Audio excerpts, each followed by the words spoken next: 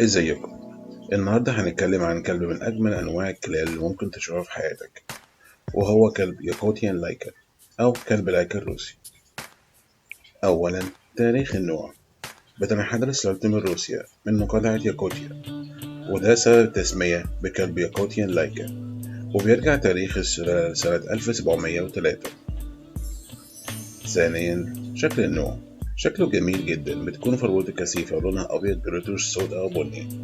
عينيه بتكون زرقاء. ارتفاع النوع بيتراوح من 53 ل 59 سنتي، ووزنه بيتراوح من 18 ل 23 كيلو جرام. ثالثا، استخدامات النوع.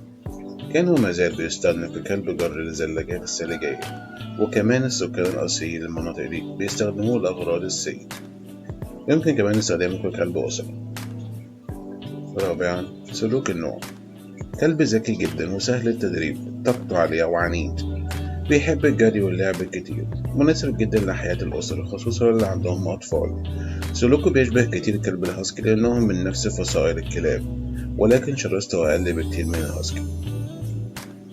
خامسا، رأيي الشخصي. الكلب ده غريزة الصيد عنده عالية، وعشان كده مش مناسب لمكان فيه حيوانات أصغر منه زي القطط أو الفراخ أو أي طيور اللي ممكن يصطادها. ولكن دون ذلك فهو كلب أسرة ممتاز طول ما انت بتطلع طاقته في اللعب أو الجري أو أي حاجة يعملها. شكرا للمشاهدة. لو عجبكم الفيديو متنسوش تعملوا لايك سبسكرايب. سلام.